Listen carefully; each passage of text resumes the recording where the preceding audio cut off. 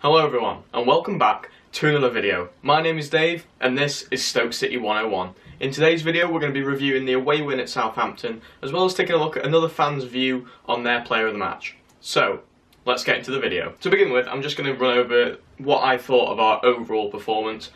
Well, to go to a place like Southampton and play like that was fantastic. I thought mainly our overall performance was brilliant. The way we managed to keep possession for most of the game, I felt that was brilliant. Like, I saw a stat that we managed to have over 50% possession in not only the first half but the second half as well, which I thought was brilliant.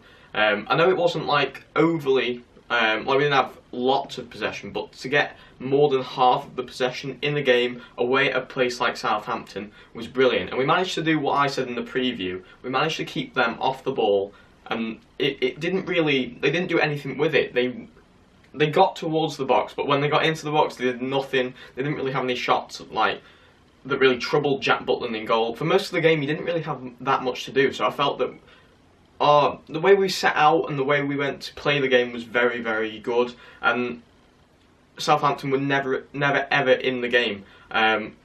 That was mainly showed in the goal from Bojan. I mean, it was a fantastic goal, classic Stoke counter-attack. We managed to keep the ball very well going forward, get it out to the wings. Marko Arnautovic and Eric Peters on the left-hand side had a very good game, I felt.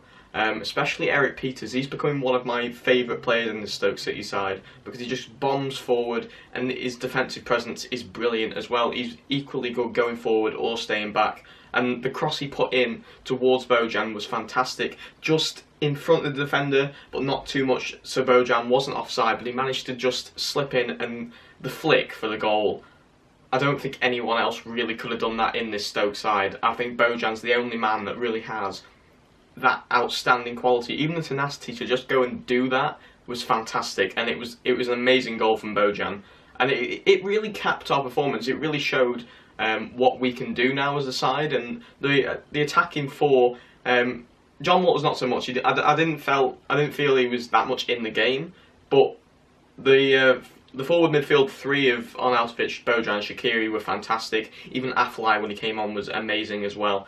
He had two very good chances to get some goals, but the first one he couldn't do anything about it. The block was superb. I think it was Van Dijk on the line for them. The block was fantastic, but the second one narrowly missed out and probably should have got a goal on the day, but it looks like he is improving, which is good for us. And I don't know what it is about this, but normally the international break sort of kills us, but this one has seemed to propel us to go on into the next couple of games, into December as well, into the new year, hopefully towards that 30-point mark by the new year. I saw someone on Twitter saying they think we're going to get around 30 points before the new year. If we could do that, that would be amazing as well. And I feel that we're finally starting to kick on and we can try and push up the table and stay there now. I think us in 10th at the moment, I think we're going to stay there for a bit now, maybe even higher if we keep playing the same way that we are. But we were fantastic, it has to be said. Now, I only have one small little concern or improvement that we could have done in the match, and that's our clinical finishing. We need to be more clinical. It's the only thing from yesterday that put us down, really. We could have had 3 or 4 goals in that game, but we just weren't taking chances. We had 16 shots in that game, 4 on target. We could have easily had 4 goals. We only got 1, and that shows how clinical we need to be in the next couple of weeks if we want to be up there in terms of the league table position. One player that I can highlight for this is Arnie, or Marko Arnautovic. He is arguably the worst person for this. He needs to be taking his chances. Shaqiri as well, maybe Afellay when he came on, but you can't really blame Afellay because he didn't have that long. But certainly Arnautovic and Shaqiri need to be taking the chances and scoring more goals. Now, I'm not saying they didn't play badly, but we just need to be taking our chances and score more goals. And hopefully, although we're winning the games at the moment, it'd be good to get a few more goals in the games and get the goal difference up, because we're still on a negative goal difference because we are shipping them as well at the start of the season, not so much now, but we need to get that goal difference into positive numbers, and then hopefully if we score more goals it'll be better for us, and we can try and finish higher up the table with a higher goal difference. It really secures that place higher up the table. So if we can get more clinical, get the wingers scoring more goals, I think we'll be fine. but I'm not saying it was a bad performance. Now it's time for the Star Man segment of this show. Now this is where you, the fans, can get involved in the review show by talking to me on Skype or sending in your own video to who you thought was the man of the match in the game. Now this week we've got a person from all the way from Melbourne, Australia. His name is Lucian. He's going to tell us about who he thought was his man of the match for the Southampton away game. So, here he is now. Alright, ladies and laddies, I reckon the player of the match was probably Volshite for this match. Because, we've had Cameron, we've had Muniesa, the centre-back pairing. But it always just seemed a little bit shaky. And as soon as we got Volshite in there, it's really shored up the defence, that combination with Shawcross. I reckon has been really solid, and something like, what has been 3 clean sheets since they've been in.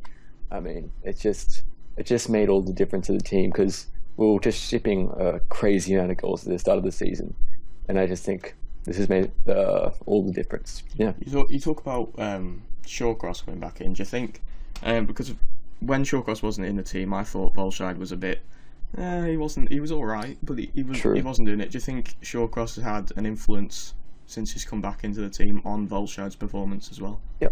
Well, I'll tell you what. I thought Volshide looked really awkward on the ball. Beforehand, like his passing was always a bit iffy. Always doing back passes to Butland, but I don't know what's happened, but since Shawcross has come back and has been able to pass it around the back a little bit more smoothly, and I think he's always been fairly solid, but also his markings sometimes have been a bit off. He